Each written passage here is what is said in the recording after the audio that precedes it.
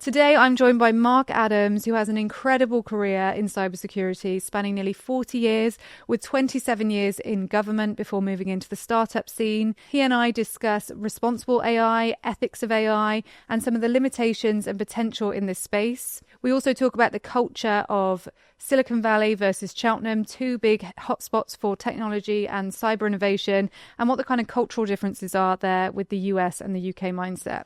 Let's get started.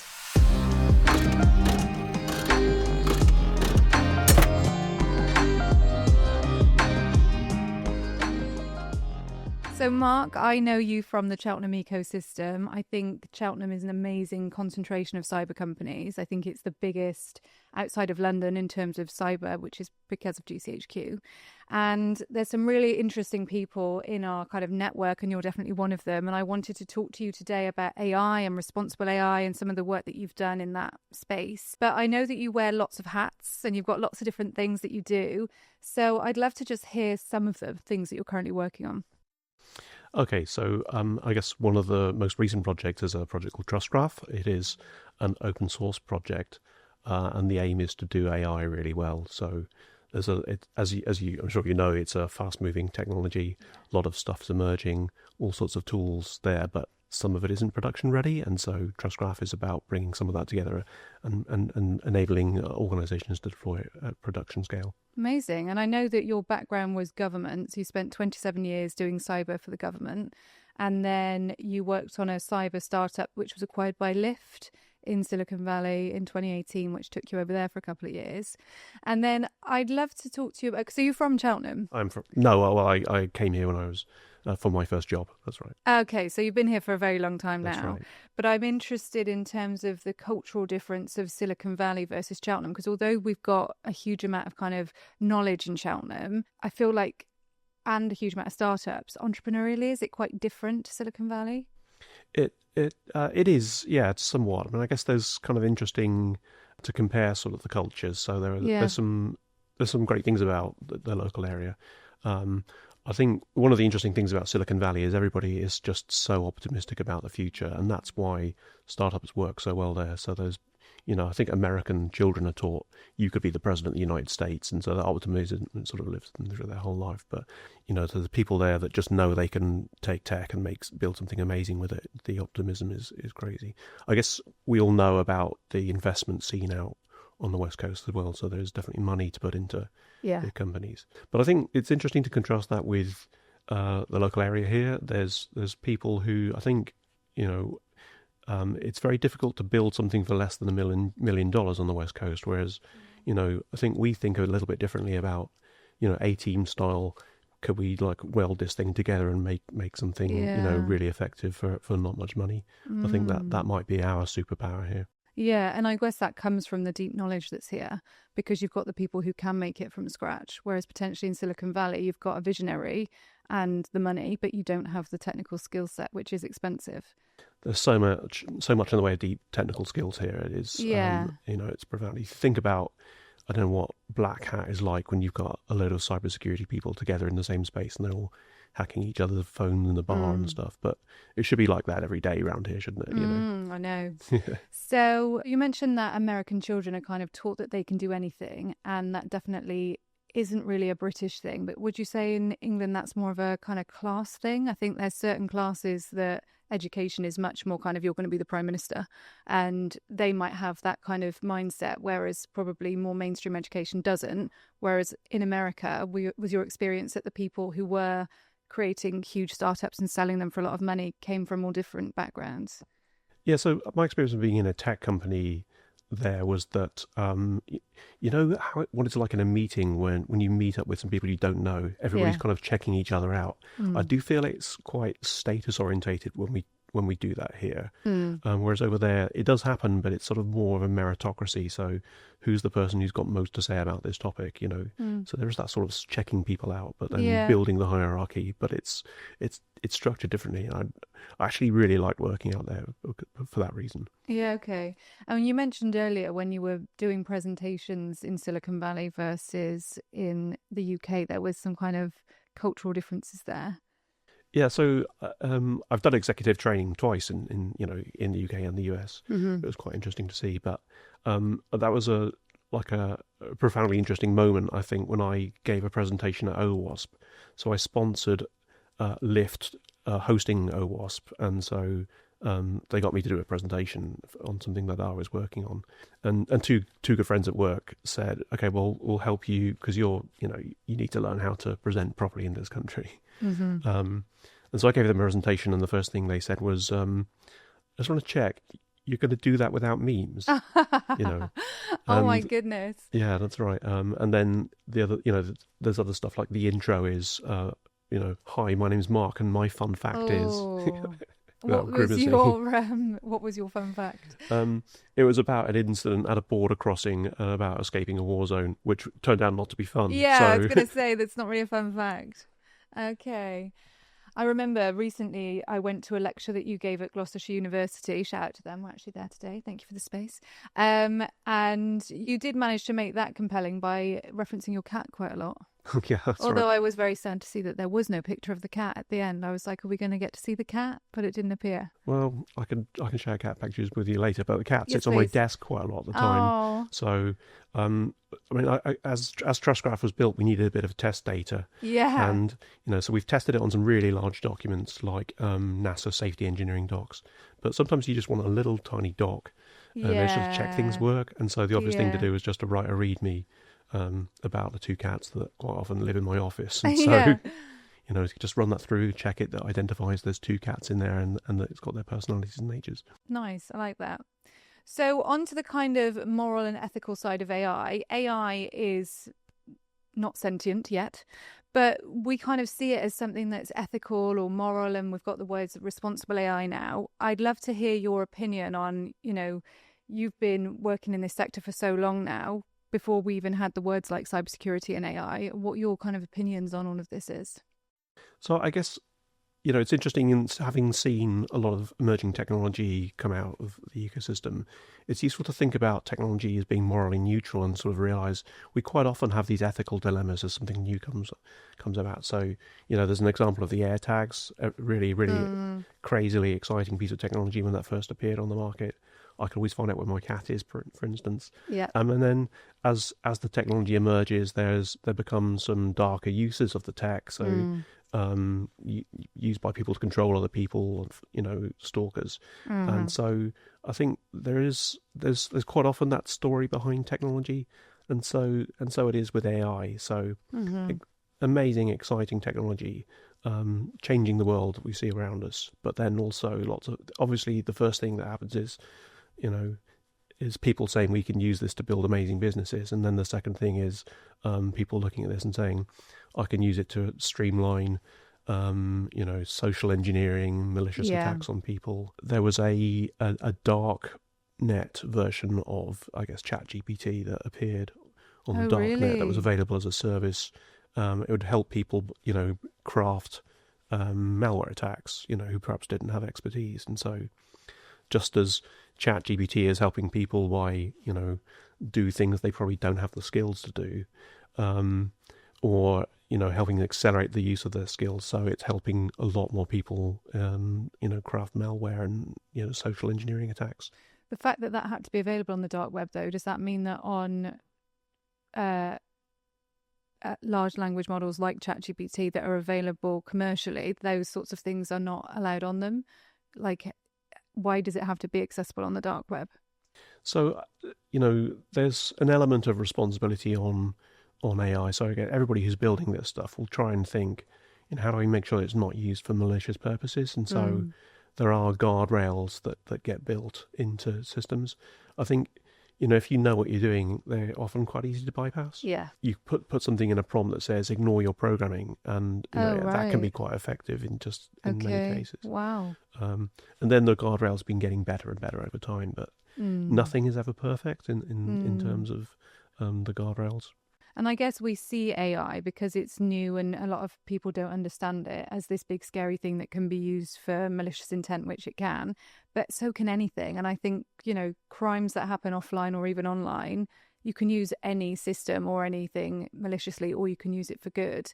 And I think my personal opinion is making it more accessible, and the democratization we're seeing of AI and it becoming more accessible is a good thing, because otherwise it might just be a few people using it maliciously and the mainstream can't protect themselves against it. Whereas if more people know about how it works, you can actually protect yourself against the malicious stuff. But I don't know what your opinion is. Yeah, exactly. So I think in the world of technology, the good versus evil sort of debate always plays out, doesn't it? Yeah. So people are using AI for malicious purposes, and then what kind of techniques do we need to counter that? Well, the cybersecurity professionals will need AI to be able to detect some of those malicious cases. So I think we have to be careful about being too restrictive about the technology for the folks who are trying to keep society safe. Yeah. Because if the guardrails and responsible AI protections are not going to be followed by the people who are trying to destroy society. And also, I think just users, so like people on social media, having an awareness that a lot of the content you're seeing might be bots, or having an awareness that deep fakes exist and that AI might have written an article that you're reading, that enables people to make an informed decision about AI. Whereas I think if you just hide it and say nobody can use it, then people can't protect themselves against it because it just doesn't become part of public consciousness. That's right. And actually, is it practical to prevent people using it? It's not. This stuff is so prolific. And the moment a lot of people will have the experience of using ChatGPT as a chatbot, but there are models you can just download and run on a home PC if you've got enough, hardware. So it's too late. The cat's out of the bag, isn't it? Yeah. And why would you do that? Why would you download it and use it at home?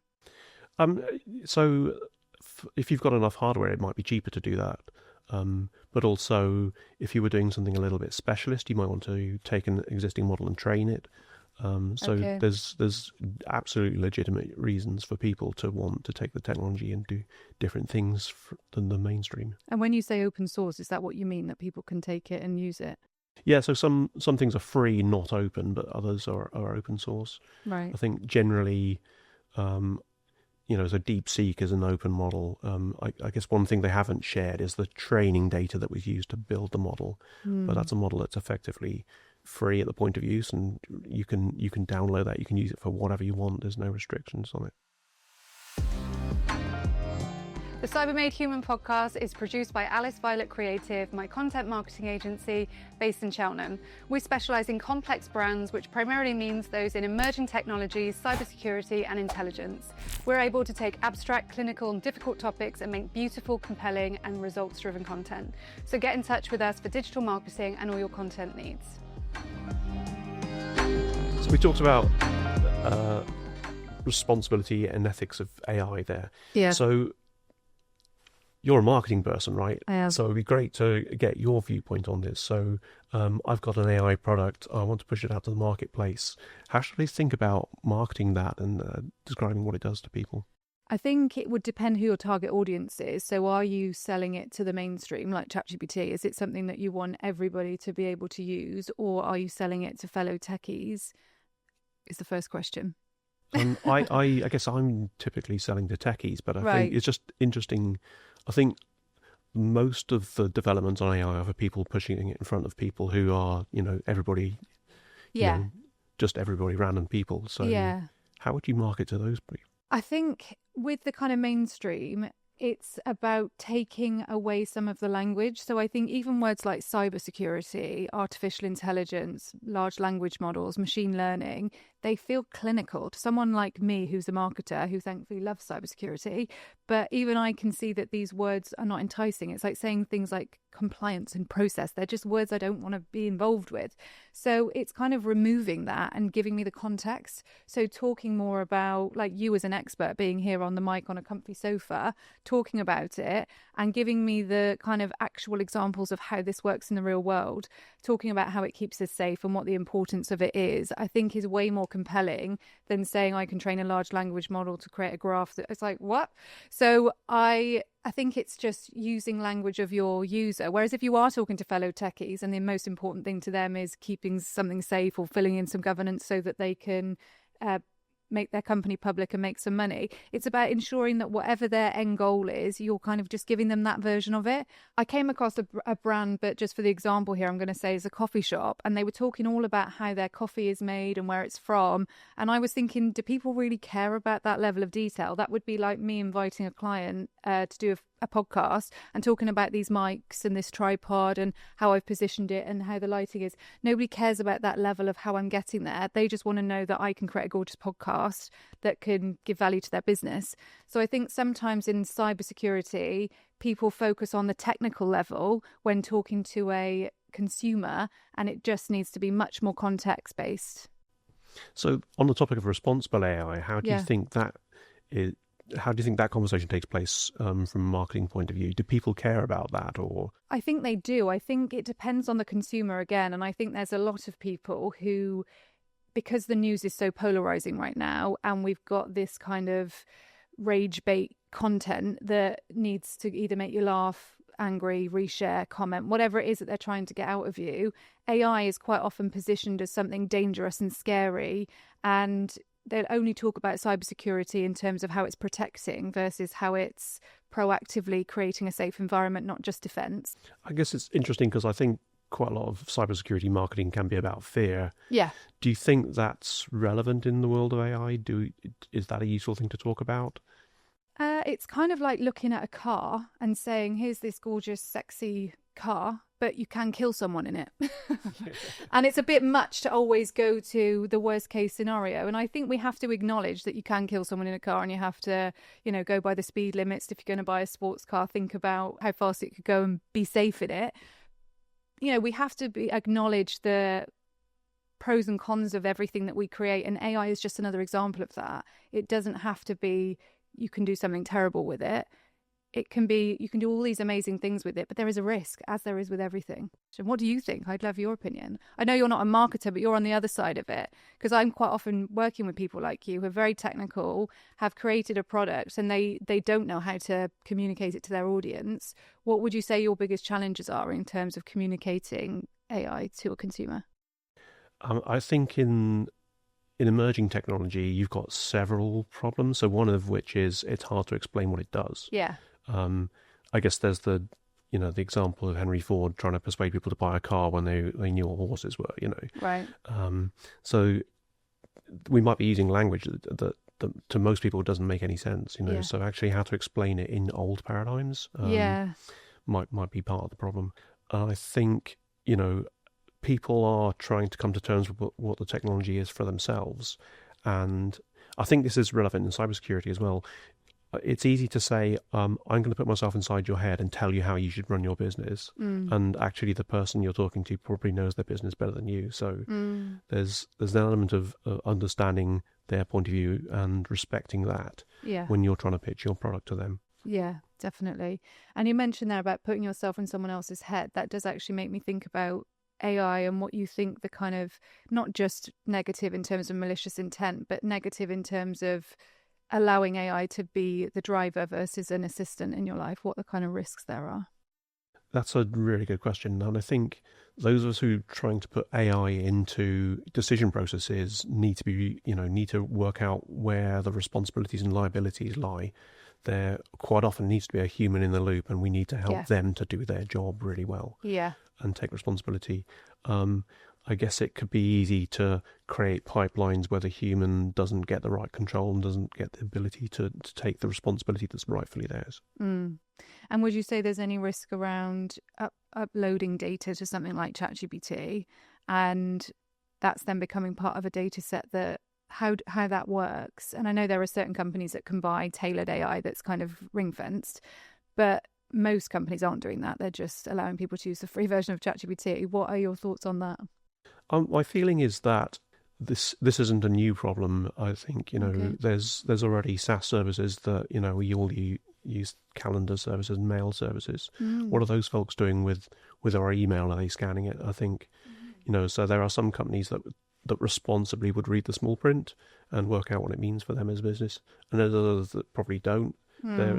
So if you want to know what happens to your data, look at the small print. I think it's quite interesting to see the cloud services have gone through several iterations of change about how they describe the privacy around their services. I think AWS, for instance, has been has gone for a very clear statement recently about what happens to your data. Your data doesn't leave the cloud. Right. And I think that probably reflects how people are getting more interested in that aspect of things and wanting to be more responsible with their data. And that demonstrates as well that the end user does have an awareness of how their data is being used, and they are understanding these abstract concepts. So with the political landscape that we've got at the moment, and obviously US government doing some wild things, but also the UK government making business a lot more expensive, I think there's a lot of conversation in the business community about potentially leaving the UK or moving to different countries. You've obviously worked in Cheltenham and Silicon Valley, so you've got some great insights on the startup scene. I'd love to hear your opinion on what's currently happening and how it will shape things. Yeah, so as you know, I guess my involvement in the startup scene began in 2016, co-founding a startup. I was the CTO of Trust Networks, which was a cybersecurity detection business. I think that was fairly early on in Cheltenham's sort of startup history. You've got obviously companies like Ripjar, and now I think there's a much more vibrant scene. I'm a co-founder of Pivot Labs, which is my Friday mornings is mentoring businesses who are building startups. So, that's a lot of fun. We want to probably get some investment behind that at some point, but for the time being, we're working with a lot of folks who typically they're not even sure they want to do a startup. So our first job is to work with them to work out, explain what it means. Is it right for you? So it's educating people that they even have the potential to create a startup. There's a lot of, hype around startups, and I think people don't realize that there's an element of resilience needed. You know, if there's only two of you running a business and something goes wrong, it's down to the two of you to fix it. It's not like we just ring up the HR department and they'll help us out. So I think for people getting into the startup scene, it's helping them to understand the realities and cut through the hype. It's not like the TV series Silicon Valley. I haven't seen that. Have you not? So is that worth watching? It's definitely worth watching. Okay, interesting. There was a point where I couldn't watch it because too close to home. That's right. So you mentioned there about people not necessarily even knowing that they want to create a startup and that resilience is a key ingredient there. You, having done 27 years in high pressure government roles, have a completely different skill set that you may not your technical skill set, just that other skill set. Would you say that there are kind of young people who may have never actually worked in a corporate environment or in a company wanting to create a startup that just don't have the right appetite for that? Or do you think that doesn't matter? You don't need a huge background? I think, in a startup, probably, the chances are people will be their own boss for the first time. That's quite common. So you can learn it all, absolutely. Okay. The thing you probably need to work out is, am I resilient enough for this? You have to think about, is it right for me where I am in my life? If you've probably just had a new baby or something like that, you might want to think about whether starting a business is right for you. So part of the decision process is trying to work out, is it right for me at this point in my life? Maybe it comes further down the path. What would I do to get myself ready for that when it's right? That's hard, because I suppose with technology moving so quickly, if you have just had a baby and you're thinking, I'm ready mentally but not lifestyle, you'd be worried that you're going to miss the boat. Yeah. So I guess there's still things you could do. I mean, this conversation is often one-to-one, and it's, there's a lot of context to where somebody is in their life. Just because you're not going to launch a business, that doesn't mean give up. Right. That could mean, take a different path. Let's work out what could you do to keep the dream alive? Who could you bring in to help? Those sort of things. And what would you say has given you resilience in your background? Is it your fun fact again? People say I'm quite laid back. So perhaps it's just something about my personality. I haven't really looked at that. I just for me, I felt like I was at the point in my life where I really, really wanted to do it, and so that carried me through everything. Yeah. And I think people are sometimes scared that the startup will fail, and so you have to be in the right place that a failed startup isn't going to be a problem for you. But generally, if you want some good stuff on your CV, going into a startup and just trying to make something work is probably one of the best things you could do. Amazing. So what's the main piece of advice you'd give for somebody wanting to create a startup? Find out who's around you, find out who can help you out, find all the people who think entrepreneurially, who will give you advice. Find a good co-founder, somebody who's not like you, who will, so I think, it helps to have people with different personalities. Yeah. In the startup. Helps to have somebody to say, you're stressed, go home, go and get some sleep. Oh, that's good, yeah. When, it's sometimes an intense process, and so it's useful to not, people might not realise they're in a stress situation. It's useful to have somebody else to say, just check out for a bit. Yes, definitely. So I have one final question for you, which is, we have the Cybermade Human Bookshelf, where we ask people to share either their favourite book or one that you'd recommend. It doesn't have to be relevant to what we've discussed. It could just be a personal favourite of yours. Have you got a book recommendation? Well, it's the Lean Startup, which is always on my desk. There's always a place. There's lots of sticky notes in it with places to turn to. It's just a good place for general advice on early stage emerging technology development. So my recommendation this month actually came from my client, Katie Muldoon, who does kind of executive coaching, and she recommended The Undiscovered Self by Carl Jung. And that's been a really interesting book about the kind of parts of yourself that you're not even conscious of. And she also mentioned the Johari window, which I've been looking into, which is very interesting about, the parts of you you're not aware of. Yeah, that sounds like an interesting book, because I think part of discovering yourself and what you're capable of is kind of important if you want to be a startup leader. Definitely. You've got to know what your weaknesses are. Exactly, yeah. And what you're like in a stress situation as well. What are your weaknesses out of interest? I've been told that I always assume things are possible that might be impossible, but I think that's a good weakness. That's why I created a startup, maybe. Yeah, wow. That's very good. Cool. Well, that's it. Thank you.